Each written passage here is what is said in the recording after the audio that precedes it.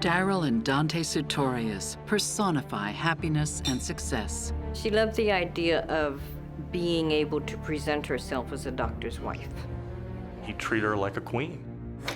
Behind closed doors, however, the new couple hides dark secrets. She was scared of him because he was bigger than her. In between the mattress and the box springs, we found a pair of steak knives. Love may be blind and marriage bliss, but divorce is murder.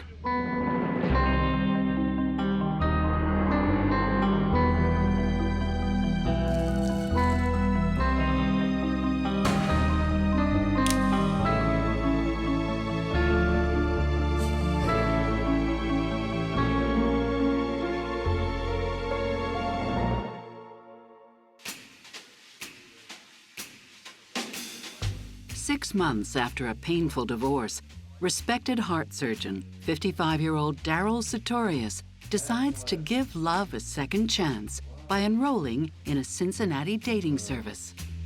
He had joined that dating group, and he liked ladies, and he liked to be social with them. Daryl's friends were very much encouraging him to get back out there, find somebody new, dust yourself off, pick yourself up. You're a great guy, and you deserve to have somebody who loves you. Daryl is determined to find a new mate, but can't seem to meet anyone compatible. Daryl wasn't the cutest guy in the world, and there were a lot of young ladies that would, want to go out with him simply because he was a doctor, because he probably had money, and because he could take them to the kind of places they'd want to go. Some young gal would show up with him at some function or something like that. After a year of unsuccessful dates, he stumbles upon the profile of 45-year-old divorcee, Dante Britton. Dante was the perfect little petite blonde with the right body and the right outfit. She was a graduate of UCLA, she was an expert in art, she was all of these things that a dilettante would be, very highly sophisticated woman who, she knew the world. They seem to have much in common. Both are divorced, and both have children from a previous troubled marriage. Well, Daryl had talked about her being very social, and she was very good looking, and she had dated several prominent people around Cincinnati. Obviously, he was intrigued.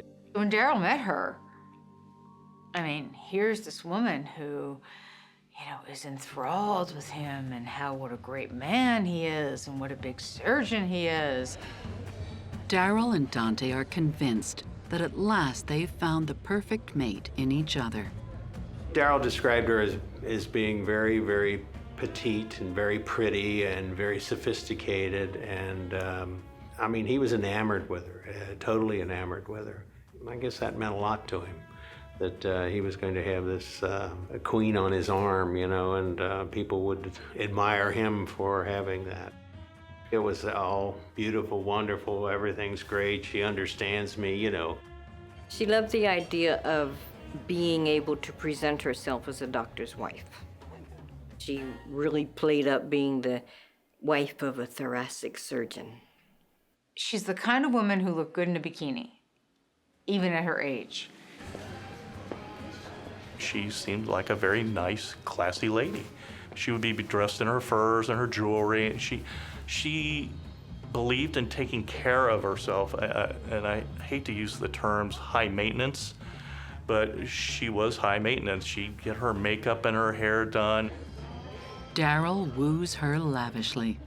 He was showering her with gifts, with furs, with cars. He treated her like a queen. The couple is smitten with each other. It looks like they have a real chance at making their relationship work this time round. I thought they were a very nice-looking couple. We saw them together at the theater and, enjoying life. To his friends, it seemed like Daryl found the perfect mate. It was, hey, he's happy, she's pretty, he's got what he wanted. He's off and running into a new life. Just 4 months after Daryl meets Dante, he proposes to her. A week later, they get married on March 2nd, 1995. His friends are surprised by the hasty nuptials. In fact, when he told me he was going to get married, I almost missed it. It was just kind of in passing. What do you mean you're going to get married? Yeah, we're going to get married. Well, oh, really? It was like, geez, today the day Daryl said he was going to get married? And I don't know. It was not really, he told me he was getting married by a justice of the peace over in Newport. And he got married over at some storefront, and that was it. Nobody was there. We weren't there. I think he just wanted to get it over with and get going. Forensic psychologist Brian Russell and psychotherapist Stacy Kaiser think that Dante and Daryl are rushing into things. Dante sees Daryl's profile online and is immediately attracted. He's a surgeon, he's successful. Daryl was looking for a beautiful woman, and he found her. Dante certainly seemed like she had all of the right makings. There was no point in delving any further. I think that Daryl may have wanted to convince the outside world and also himself that he was better off after his divorce. And so the idea that he had come out better off, I think may have motivated him to look for some superficial qualities. Wanting to impress his new wife, Daryl makes a big move. She wanted a home, and so he agreed, yeah, we can go get a home. It was a nice home from what I could tell. The house they bought was modern and sophisticated. The neighborhood they moved into is considered to be one of the best neighborhoods in Cincinnati. Here we go. Daryl's daughter, Deborah, trying to be supportive of her father's new relationship, helps with the move and makes a startling discovery in Dante's boxes. She finds a collection of hair pieces and hair extensions and fake fingernails, all kinds of, and stuff that Dante was buying through television, like through QVC and other television, ordering things through the TV. So Dante seemed, in Deborah's eyes, to be somebody suddenly to be put together with glue. Several months later, Deborah is further unsettled by the fact that the master bedroom is a mess, and Dante still has not unpacked any of her boxes. So there's all these boxes that are still taped up. Most of Dante's things are in boxes, and immediately, Deborah, being intelligent young woman, is like, wait a minute here. So this woman hasn't really moved into her own home. There's also the small matter of the prenuptial agreement that Dante has refused to sign. He tried to set up paperwork so that she could not have access to all of his monies should anything happen to him. And you know what Dante did? She insisted if he was going to use any paperwork that was going to preclude her from having total access to his money, she wouldn't marry him. And she got her way. Daryl brushes aside her quirks. He had been so unhappy with the other marriage. He was going from a bad situation to a great situation. Daryl had turned his life around. He had this new woman, things were great. They were redecorating the house, things were happy. Things were plush for the Sutorius household. But after several months of marital bliss, things unravel when Dante discovers that Daryl has serious financial problems because of his divorce. Daryl had to give his first wife a lot of his assets. I think she got the house and whatever kind of alimony. It was substantial. And it created a lot of bitterness between the two of them forevermore. You better freaking take care of Dante feels that Daryl has misled her about his financial situation, and she no longer knows what to believe. The arguments get worse, and Dante moves into another bedroom while Daryl moves his stuff to the basement. He worries that he might already be headed for another divorce. Dante is alarmed by Daryl's volatile moods. She tells her sister Donna that Daryl is seeing a psychiatrist and is on antidepressants. She was saying she was concerned because he was depressed. Dante did tell me that she had put a lock on her door because she didn't know what he was going to do. She believed that Daryl was, having psychological issues, that he needed help, that she was in jeopardy somehow by living with this man under the same roof. For his part, Daryl worries that Dante is keeping something from him. He had told me about her. She had locks on her door. He kind of talked to me a little bit that things weren't going as well as there was problems. It just really was getting ugly real quick, and this was in the first year of marriage. But it's not unusual for Daryl to worry. You had to understand Daryl. Daryl always felt like that. Everything, the world was always coming to an end, in at least a week or so. But no more than usual. I mean, he was like that little comic strip character that goes around with a cloud over his head. That's the way Daryl was. Before long, Daryl and Dante are living as total strangers. They were just occupying the house, and they would pass like two ships in the night, and they were not communicating. And so, other than curse words and stuff like that. When you haven't taken the time to really get to know each other, like Dante and Daryl, then little things can easily rattle that foundation. This does seep into other areas of the relationship because it makes a person wonder, what else don't I know? What else might happen? What else might get uncovered? And soon, the tension will ratchet up. She just felt that she had reason to fear him.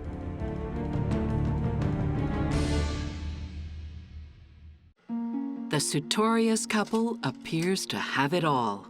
Daryl is a top heart surgeon in Cincinnati, and Dante, a stunning divorcee. But by early December, 9 months after they get married, the situation gets tense when Daryl tells his wife that despite his financial problems, he wants to foot the bill for his daughter Deborah's wedding in June. I thought we talked about this already. Dante was furious that Daryl wanted to pay for his daughter's wedding. Dante was giving him all kinds of trouble about that. Might as well pay for her own wedding for Christ's sake. He was, oh my God, I want to give her some money, but she don't want me to give her any money. Daryl's daughter Deborah is furious with Dante and lashes out at her. At some point, Deborah calls Dante to say, what are you doing? Why are you giving us such a hard time? You don't know our family. You don't realize, this is important to my father to walk me down the aisle and to be a part of my wedding and to pay for my wedding. And Dante gets outraged and spits out, "You don't realize you're not getting a penny. I'm married to him. I'm married to him now." And she's repeating it. It has to be really challenging for Daryl's daughter to accept that his father ran out, met a woman, and married her very quickly. Add to it that she's now hearing that her new stepmother doesn't want her father to spend money on her wedding, and the anger could really escalate. Dante tells friends and family that Daryl's financial troubles have not only made him depressed, but that he is behaving erratically towards her. Dante said that she had to lock herself in her room because she didn't know what he would do. She just felt that she had reason to fear him.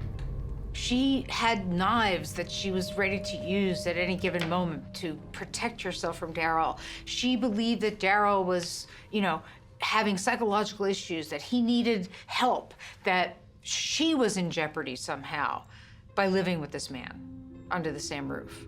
She was scared of him because he was bigger than her.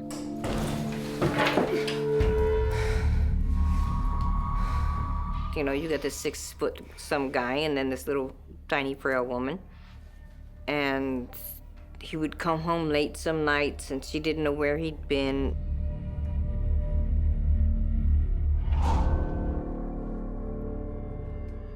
Daryl is known for his difficult personality and imposing physique. He was a huge man. I don't know, 6'6", maybe 280, 300 pounds. He was a big guy, and but huge hands. He wore a size 10 surgical glove.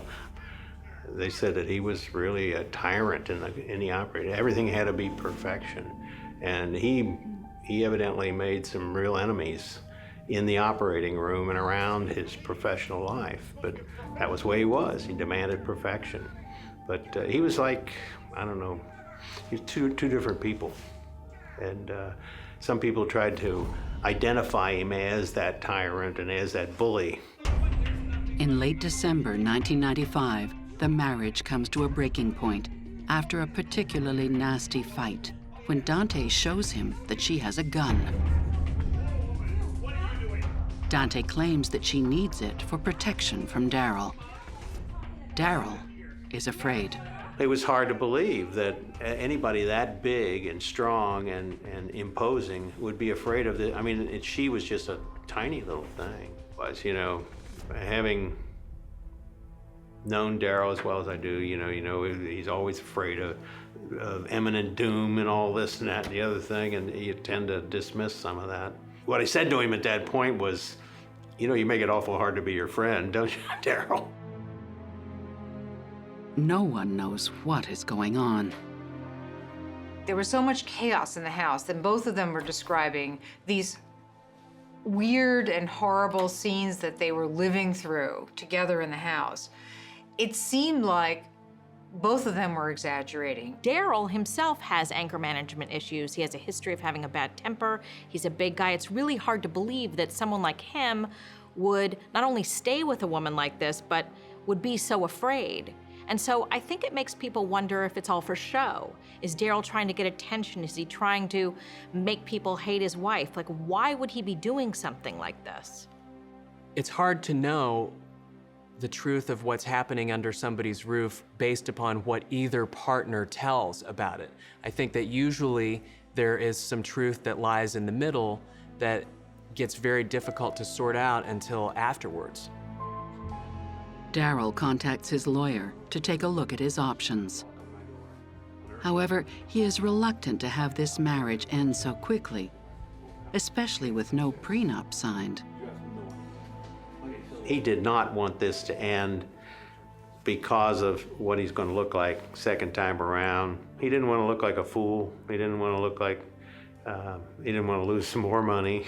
There would probably also be a huge element of him sort of losing face if the relationship were to fail this quickly. He doesn't want to be a two-time divorcee, and so he's going to try and do everything he can to keep this marriage going. Probably caused him to really have some trepidation about moving in either direction, and when people have that trepidation, they tend to stay stagnant. But while he refuses to act, Daryl becomes increasingly paranoid, convinced that his wife is plotting against him. He also was wearing a bulletproof vest to perform surgery at the hospital.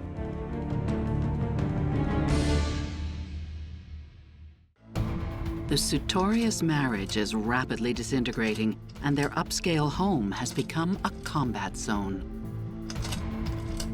Daryl is worried that his new wife is keeping a secret hidden behind her locked door.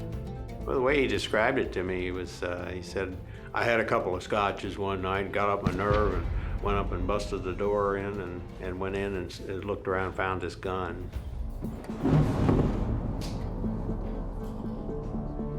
Daryl decides to get rid of it. He was in the gas station and he saw this cop there, and he goes over to the cop and tells him his story and gives the cop the gun, and Evidently, a cop made him feel stupid because the cop told him something like, "What, a big guy like you, afraid of some little woman with a gun?" And I said, "I don't know about that, Daryl." But so that made him feel, again, a little inadequate in this situation. Finding the gun in Dante's room makes Daryl's imagination run wild and unleashes his worst fears. He continues to live in the house, however, but takes precautionary measures. And he realizes he knows very little about his new wife. He resorted to propping a chair up against the bedroom door so that she couldn't break into his bedroom. He also was wearing a bulletproof vest to perform surgery at the hospital because operations happen at all times of the day and night. So you have to be able to have that place to go home to rest.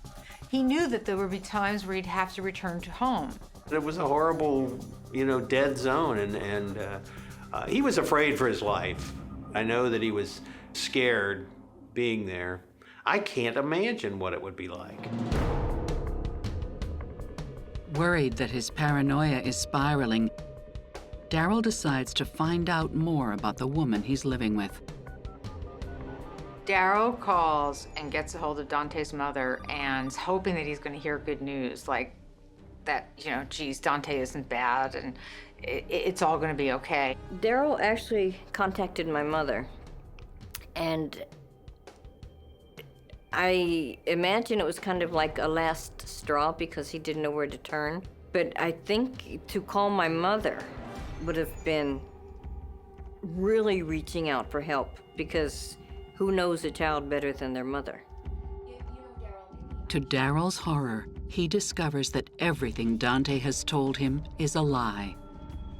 Dante's mother informs Daryl that his wife was already married and divorced in her early 20s, that she gave up a daughter, and that Dante is not even her real name. He hears from Dante's mother about her transforming herself from Della into Dante. This woman's real name was Della. She was never Dante. Daryl also discovers that she has not one, but 4 ex-husbands, and that her relationships ended violently. He discovered that she threatened one of the husbands with a gun. He discovered that she burned someone's house down, allegedly, and he discovered that she had threatened another husband with a knife. I mean, this is serious stuff. And Daryl started to realize that he's married to a monster. One of Dante's exes claims that she lit his bed on fire while he was sleeping. She had this boyfriend who wouldn't come home on time. He liked to go out with his friends and drink. So she said she was going to fix him. And she said she was going to soak his bed in kerosene or gasoline. And she said he always comes home, lights a cigarette, and falls out in the bed. And she said, and with the mattress soaked with kerosene or gasoline, that would just make the bed go up in flames. Then a few days later, when she talks to me, she tells me that he came home, he got in bed, but for some reason, he didn't light a cigarette this night. And she said, I was watching from the closet, and I had to come out the closet and light the bed from the bottom myself to get it burning. They did say that that young man had not been able to sit down for quite a while. So she did burn him. I knew she was serious. I never discounted anything she said because I grew up with her. And I paid attention. Donna's childhood with Dante was not easy. When she was 7 and I was in kindergarten, my mother would get these headaches and go lay down and take a nap like when I'd get home from kindergarten. And Della would stand over my mother with a pair of scissors at the back of her neck, at the nape of her neck, and tell me, if you don't do everything I say, this is what I'm gonna do to her. She also threatened to snap the baby's neck in his crib and she told me, "You'll know that I did it if you come home from school and I've got his pacifier in my mouth." She just kept getting me. You know, she had me stand on a stool and tell me, "Trust me, I'm your sister. I love you. I'll catch you. Just fall back." I'm looking, and finally she talked me into trusting her. She was walking the other way when I hit the ground. So it's like, dang, she got me again. Okay, well then, well, appreciate the call. Daryl's most paranoid fears turn out to be true, Thanks a million. and he's afraid for his life. To get rejected infuriated her to the utmost. That was when, well, even if somebody didn't come home on time, to her that was rejection. To reject her, you were putting your life on the line. She has this charming, engaging persona where she lures people in and then she destroys them. What I would say is that she's a sociopath. They want what they want when they want it. And when they don't get it, they will do anything to make the person pay. The threat of the loss of something to which a sociopathic or narcissistic person feels entitled tends to be a dangerous realization. Daryl is horrified.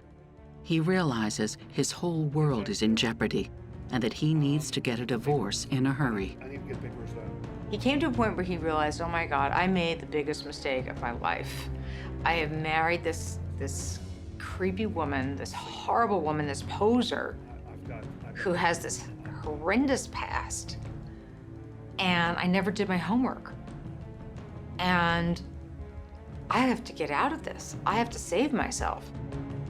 Daryl is terrified of what Dante will do if she discovers he is inquiring about divorce. He requests that his lawyer draw up paperwork and get it ready to be signed. But Daryl will never show up for the meeting.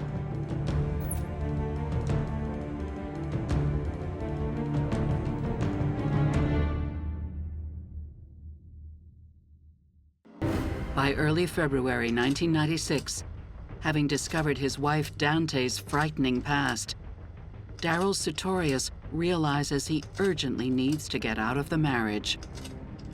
But still, he stays.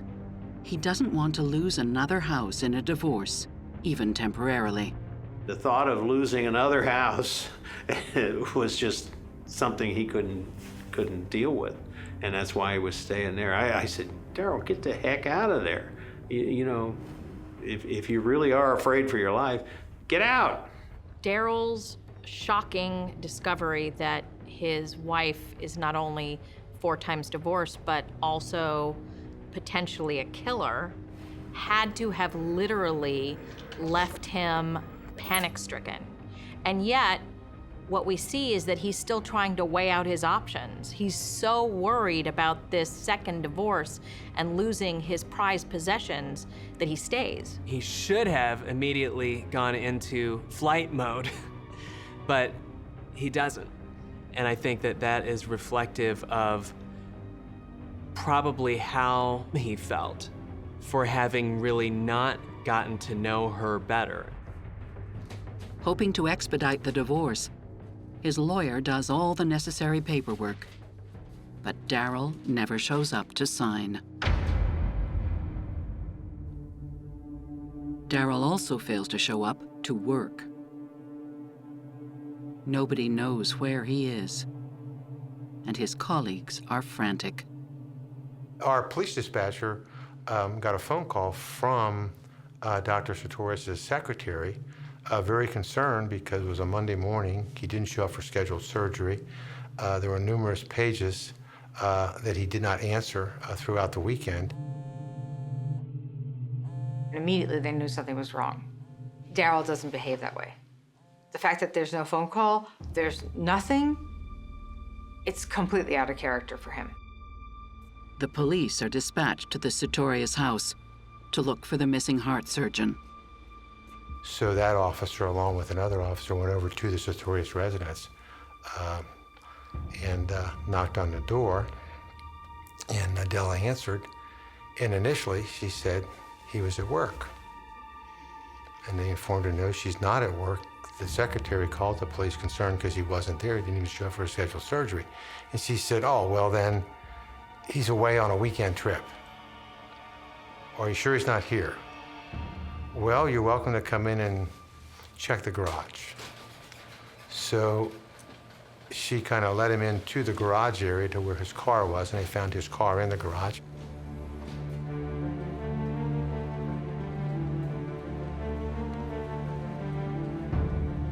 And then they hear a scream coming from the basement. They get to the top of the stairs, and they can smell there's a dead body in the basement.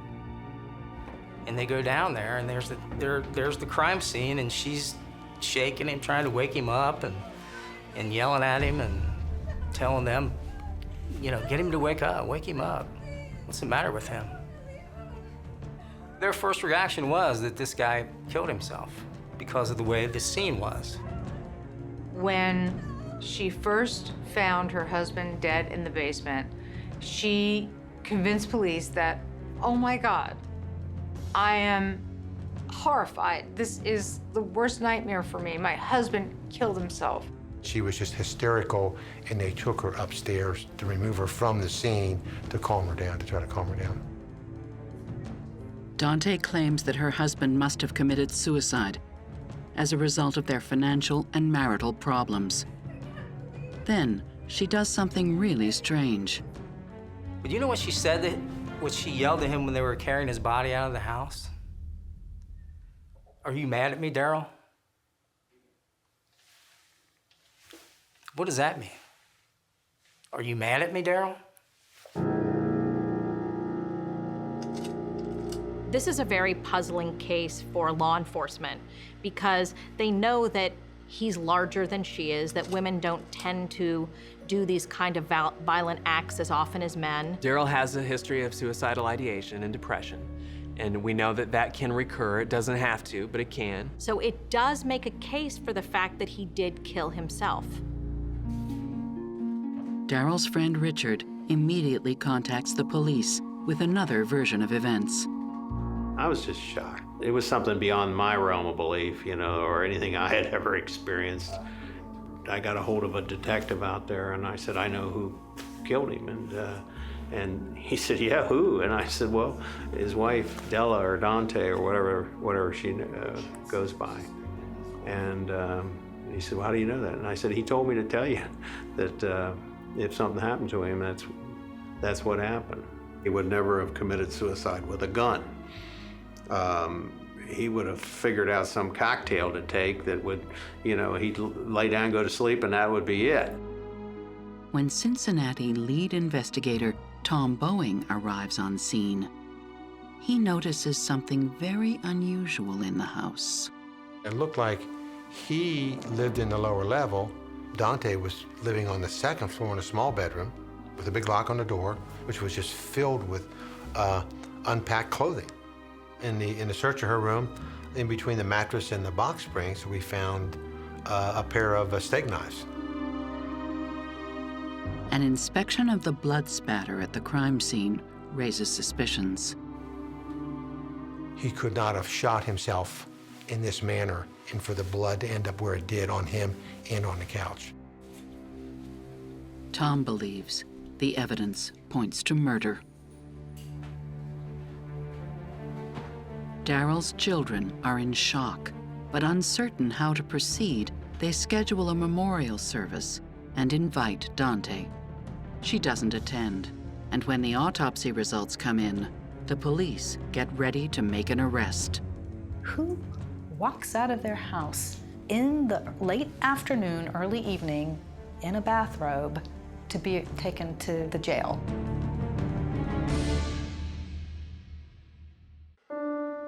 Daryl Sutorius is found dead in his basement. His wife Dante says it was suicide. The police think otherwise. His feet were on the floor, his legs were dangling, were up against the couch, the edge of the couch, covering part of the couch. Well, there was blood underneath that. When they moved his body out, there was blood on the side of the couch, the front edge of the couch, the cushion, which could not have gotten there if he had died in that position. So that led them to believe that the body had been moved after the shot. The autopsy results do not support Dante's version of events. The coroner went to the scene, and the first thing that he noticed was the wound wasn't right. The wound was from back to front, and it was not a contact wound. And that's very unusual. I mean, most suicides are to the temple or in the mouth, and now lately in the chest, in the heart. So this was right away, he had a problem with it cause of death being suicide.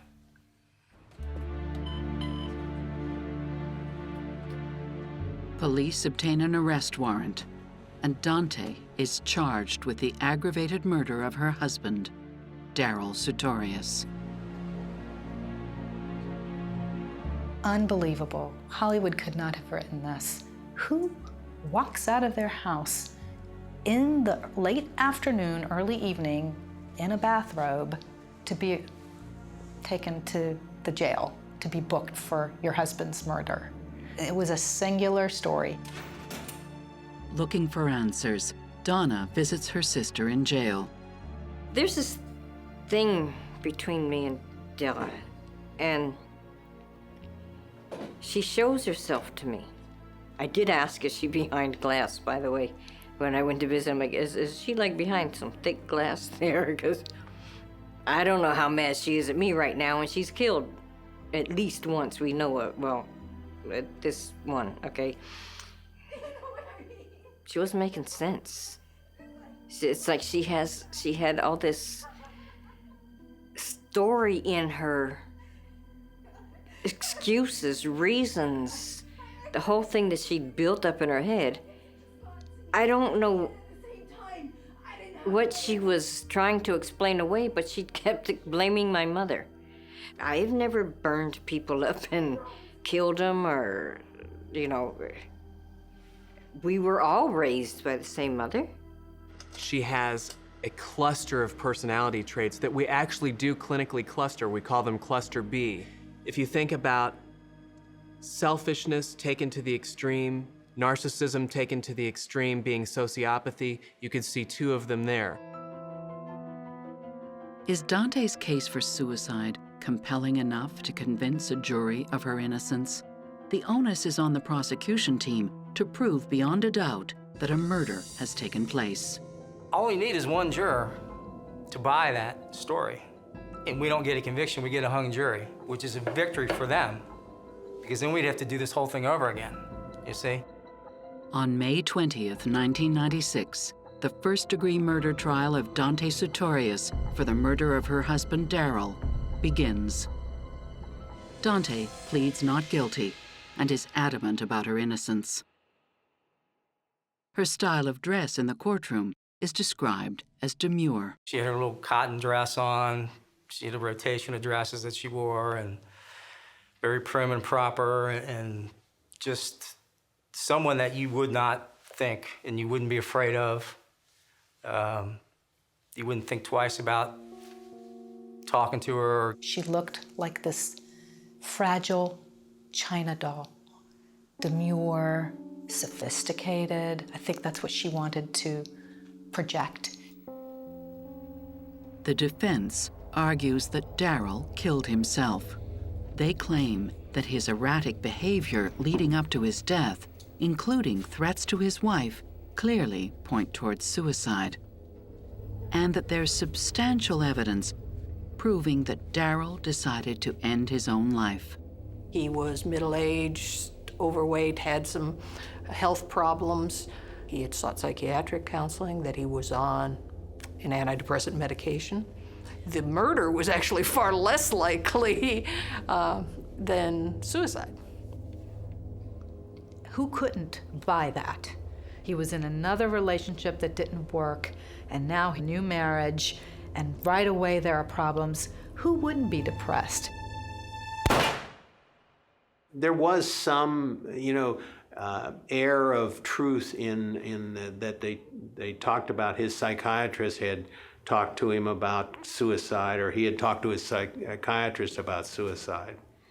And so in every big lie, there's a strain of truth. Has to be, or else you would never believe it. And in this, there was some strain of truth in what they said. He is in a bad marriage. This would be his second divorce. He could be very, very down about that. He does tend to have anger issues, and he could turn that anger inward towards himself. He could blame himself for being deceived by a woman and headed towards a second divorce. The defense even goes so far as to say that Daryl set up his wife to take the fall for his suicide. I don't think he was consciously thinking, I'm going to frame her for murder, but I think he wanted everybody to know it was her fault. If in fact he was going to commit suicide, I think he would have wanted that, yes. Defense attorney Croswell also rejects the prosecution's theory that the blood spatter on the couch is clear indication of murder. In part because they have forgotten to take into account Daryl's dog, Teddy. Their theory was that the little dog, Teddy, was responsible for the blood that was on the side of the couch. And that, isn't it possible that Teddy lapped up blood and he got his face all covered with blood, that he rolled in it or did something and then shook himself? Well, Croswell demonstrates this for the jury in his closing argument. He takes a big drink of water and he sprays water all over the podium in front of the jury. That was pretty bizarre. The defense closes by asking what they believe to be a critical question. If he was so fearful for his life, why was he still living at home? Obviously felt comfortable enough that he sat down, had a glass of wine, and laid down on the couch to sleep while she was in the house, which doesn't exactly fit the idea of someone who is terrified that this person is going to kill them. The prosecution counters that Daryl was afraid for his life and plays a message from Daryl to his daughter Deborah in the courtroom. One of the most chilling moments of the trial, absolutely, was the phone recording that Dr. Sutorius left on his daughter's voicemail. Don't talk to Dante. If you and I talk, just keep it between the two of us. Please, don't do this to me. I may not live through this. I'm serious. Please don't do it. It was the voice of a dead man predicting his demise. It was chilling. When they played that, you could have heard a pin drop in the courtroom. Everybody was spellbound. He was crying. Daryl Sutorius was crying for help in that voicemail, and Deborah could do nothing about it. Imagine that. I mean, being a daughter, knowing your father's in a state that you wouldn't wish for anyone and being unable to do anything about it. I imagine that stays with Deborah to this day. The prosecution claims that Dante carefully plans her husband's murder because he was worth more to her dead than alive. To take his life while she is still married to him and make it look like a suicide, she'd be a lot better off. If he dies, she gets his profit sharing and the life insurance policy, which amounted to over $1 million.